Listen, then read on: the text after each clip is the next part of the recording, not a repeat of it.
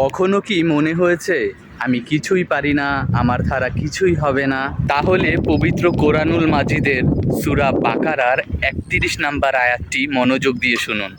আর পবিত্র আল্লাহ হজরত আদম আলাইহিস সালামকে সমস্ত কিছুর নাম শিখিয়ে দিয়েছিলেন। সূরা আল বাকারার ৩১ নাম্বার আয়াতটি আমাদের শেখায়, আল্লাহ যখন কাউকে কোনো দায়িত্ব দেন তখন সেই দায়িত্ব পালনের জ্ঞান ও সামর্থ্য তিনিই দিয়ে দেন।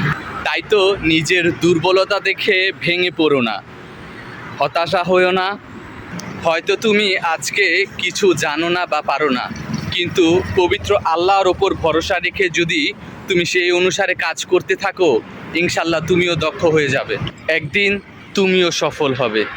মনে রেখো, তোমার পরিচয় তোমার অতীত নয়, পবিত্র আল্লাহ তাআলা তোমাকে কি বানাতে চান সেটাই তোমার ভবিষ্যৎ। সুস্থ থেকো, ভালো থেকো, নিজের প্রতি যত্ন নিও, আর নিজের কাজ আল্লাহর কাছে সাহায্য চেয়ে করে যেতে থাকো। ইনশাল্লাহ একদিন সফল তুমিও হবে।